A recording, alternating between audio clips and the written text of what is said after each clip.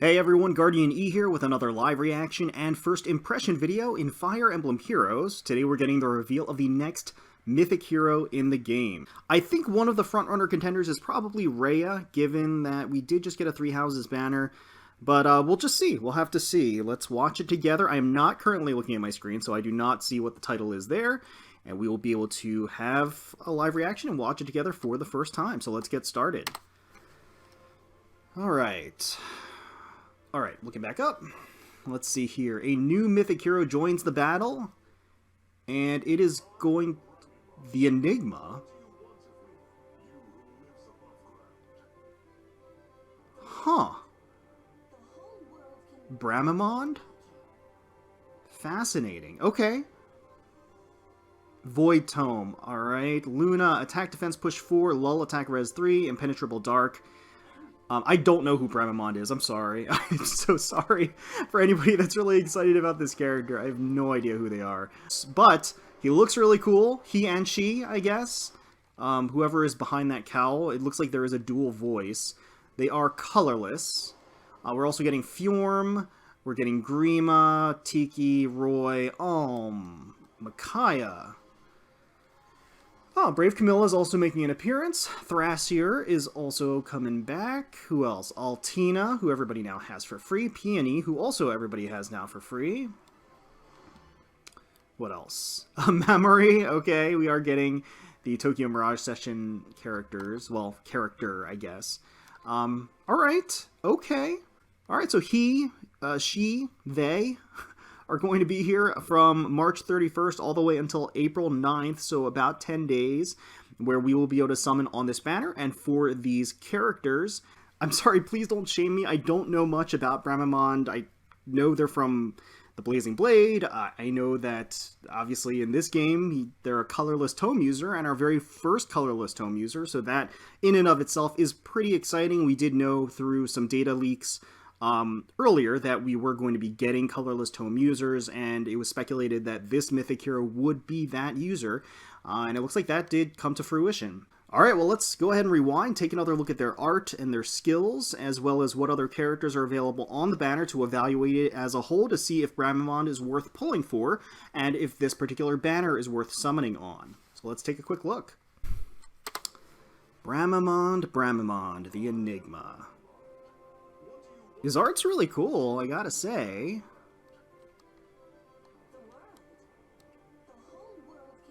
Art by Wada Sachiko, always doing a great job, and obviously having a full pantheon of voice actors to represent Eliwood, Hector, and Lynn.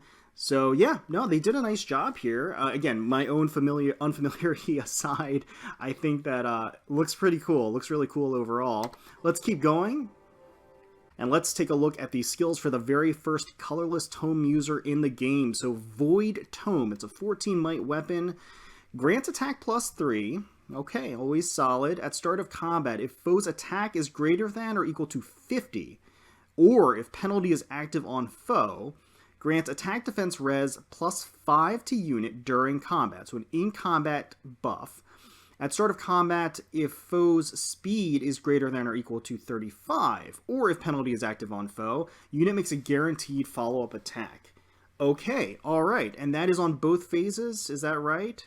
Yes, that is on both phases. So we have a mixed phase tome that provides buffs and guaranteed follow-up attacks on either enemy phase or player phase, as long as Bramimond's attack and speed are above 50 and 35, so hard caps basically.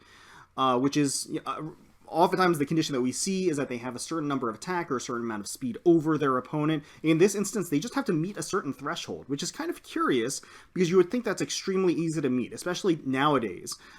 I am curious what their stat line is going to be because that seems like a very easy condition to meet. So the keywords here are at the start of combat, which, if I'm not mistaken, means that it takes into account field buffs. Not necessarily in combat buffs. At start of combat, so if they're visible field buffs or field stats, so the actual numerical values of their stats are 50 attack or 35 speed, then they'll meet the condition going into battle. I think that's what that means, if I'm not mistaken. I'm sure somebody will correct me in the comments if I'm wrong, but that's how I seem to read. That's how I read this, and I always get confused about it because Igren's was a giant mess too, with like at the start of combat and then during combat and then beginning of combat. I don't know, but regardless, it seems like whether it's during combat, so whether it includes in-combat buffs, or whether it's, you know, just the visible buffs, that's a pretty easy condition to meet nowadays. 50 attack and 35 speed. Again, I want to see what their stat line is, but the reality is that you could probably muster the additional stat line that you would need via skills should you need to, or via buffs should you need to meet this condition. And then at that point, you don't need to really worry about the other alternative way of triggering the conditions. The other alternative way of triggering the conditions is that your opponent has a penalty, which is very, very easy to do. Any sort of debuff at all. Guard effect, a threaten panic effect on them, their stats are debuffed, anything like that. That counts as a penalty on the opponent, and then Bramimond gets the full effect of the Void Tome, which again, just to reiterate, is +5 to attack, defense, and res, as well as making a guaranteed follow-up attack. Again, 35 speed, 50 attack, probably not that difficult a condition to meet. And we'll have to see what their stat line is, but I suspect if they were going to make the condition like this, they wouldn't make it difficult to meet. Luna for the special. Treats foes defense res as if reduced by 50% during combat. Attack defense push for. Okay, we are getting more push skills, so this one is for attack and defense. At start of combat, if unit's HP is greater than or equal to 25%, grants attack and defense +7. And if unit attacks, deals 5 damage to unit after combat. The push skills, the tier 4 of push skills, let me clarify, are exceptional skills in this game, and this is no exception. Very, very strong. Lull attack res 3. The lull skills are amazing as well. I love them. Inflicts attack res -3 on foe and neutralizes foes' bonuses to attack and res. So those visible blue or cyan buffs, those visible buffs that you see, to attack and res are going to be neutralized during combat, which is very, very powerful. And then the C-slot skill is going to be unique to Bramimond. It is Impenetrable Dark. During combat, disables skills of all foes excluding foe in combat. Wait, what? During combat, disables skills of all foes excluding foe in combat. I think what this is saying... They worded it really weirdly, but I think what this is saying is that during combat, it disables all the buffs or any tertiary assist buffs or any other skills that are active from the any allies of the foe that you're attacking. It disables all of those, but any skills that the foe has, obviously, they're going to keep. Is that what that means? I'm guessing that's what that means, but they really worded it pretty poorly. Disables skills of all foes excluding foe. Come on.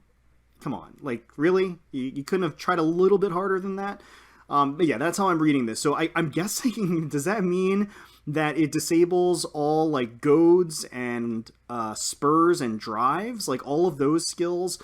Or, for example, like, I don't know, Tharja's skill, for example, that debuffs enemies within a certain range? That won't be in effect for Bramimond if he's attacking into another unit, but still in the, in the 2-space proximity, technically, to activate Tharja's skill.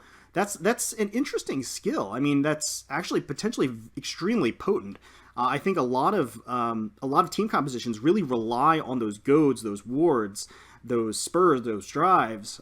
So, I mean, this is actually a pretty powerful skill. A little niche, I would say, overall, and overall they have a potent kit that works together, but nothing mind-blowing. Like, Void Tome is very, very good, but it's not a lot of stuff that we haven't seen already. The conditions are easy to meet, and the only new thing about Void Tome is, 1, it's a colorless tome. I mean, I guess maybe that's enough, right? So 1, it's a colorless tome, and then 2, the conditions are not contingent upon your foe's stats. It just has a baseline stat that you have to meet in order to meet those conditions. But otherwise, there's not a whole lot new here. Now, obviously, colorless tomes, I think that opens up a whole new dialogue about how people feel about colorless tomes as a whole. What does that mean for the meta as a whole? Obviously, we have healers that have acted as pseudo-colorless mages for a while now. Obviously, they've been limited to the skills that they can use, which is where Bramimond is going to shine. Bramimond is going to be able to utilize all of those really powerful skills, and as well as specials for that matter, offensive specials for that matter, that healers can't use. But, healers obviously still have the Razzle Dazzle. Overall, I think that colorless tomes are definitely going to shake things up for sure. For me personally, I'm always a big fan whenever they make a buff or put a buff into the colorless pool, for a couple of reasons. For one thing, colorless in general is often kind of looked down upon. I think that's changed in recent months, or I guess in the last year or so. I think the colorless pool can use all the help that it can get. But for another thing, I happen to use a prevalent Gron Raven or a Raven Tome user on my team.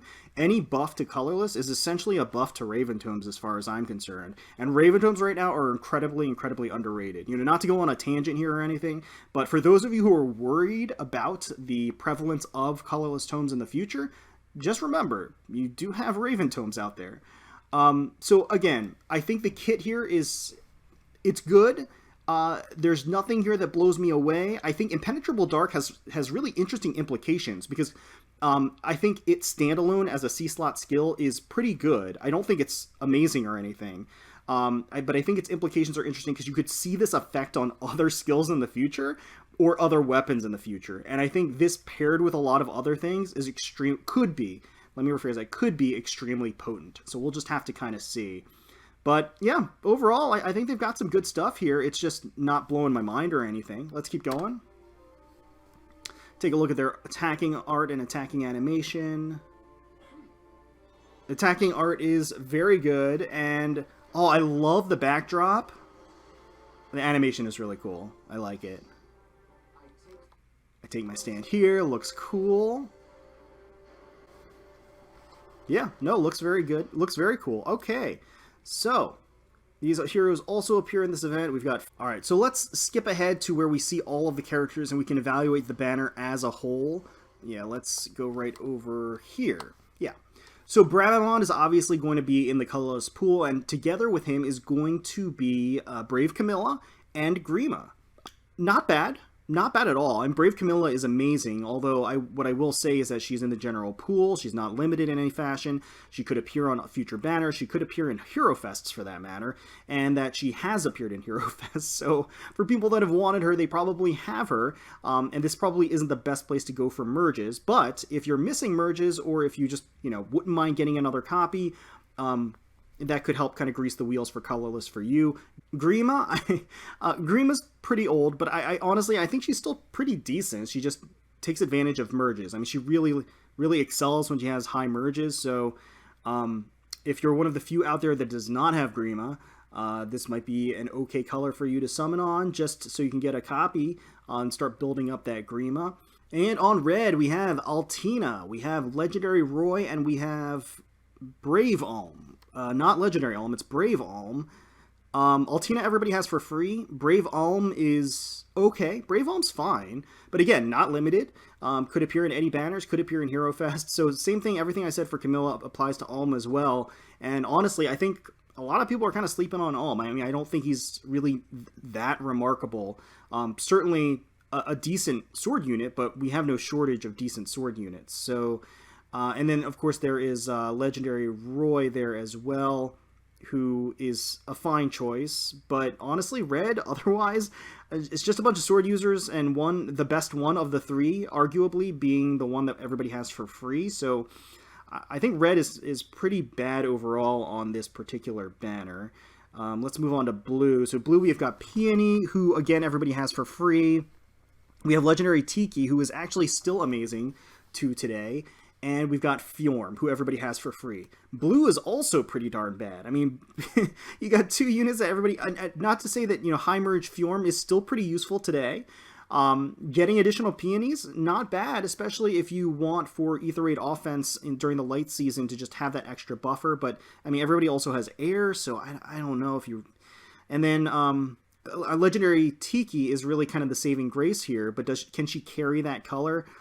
I don't really know. She's not that new, so a lot of people have had opportunities to pull for her. So, honestly, I think blue is along the same lines as red, maybe marginally above it, but both of them are pretty low in the rung here. And then for green, we have Brave Micaiah, we have Thrasier, and we have Mammary. Now, Mammary and Micaiah both are not limited units at all. So you can get both of them. Mammary is relatively new, and she is powerful. Micaiah, also very powerful.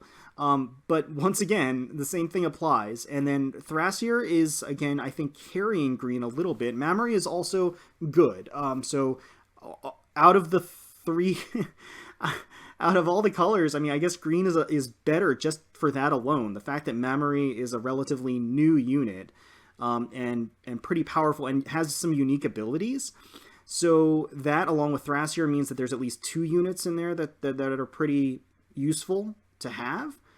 So yeah, I guess my ranking for the colors is that red is all the way at the bottom. Blue is also all the way at the bottom, but a little bit higher than the red. And then I would say probably... and then above that would be green and maybe a little bit above that colorless, but really only because Bramimond is the new mythic hero. Quite frankly, I think that colorless and green are kind of on that same level. And quite frankly, this banner as a whole is pretty disappointing. At least from a selection perspective, it's pretty raw. There's not a whole lot going for it here. So if you're a fan of Bramimond, I mean... heck, go in. What I will say is that as long as you would not mind getting at least 2 of the units on a specific color, it is worth sniping for that color, because that means that overall your chances of getting one of those 2 units is higher than a standard 4% banner. But alternatively, this is kind of a big skip, I would say. Even Bramimond as a new unit, I don't think is that amazing. They're okay, and certainly the fact that they're a new colorless, like a new tome color, like colorless tome, that has value as well. But again, I don't know. I'm just not really that impressed with this banner as a whole. But hey, you know what? Let me know in the comments below if you're super excited for this, if you are, pulling for a particular color, if you want any of these specific characters, let me know in the comments below. Hopefully you guys enjoyed the video. If you did, please feel free to leave us a like, comment, and subscribe to the channel for more Fire Emblem Heroes content. Also, feel free to flame me and insult and shame me for not knowing much about Bramimond. I fully welcome that. Hopefully you all are staying safe out there. We thank you so much for watching and taking time out to watch our video. We really appreciate it. We want you all out there to just kind of stay safe, healthy, and take care of yourselves and your loved ones and your friends. And until next time, let's protect those skies.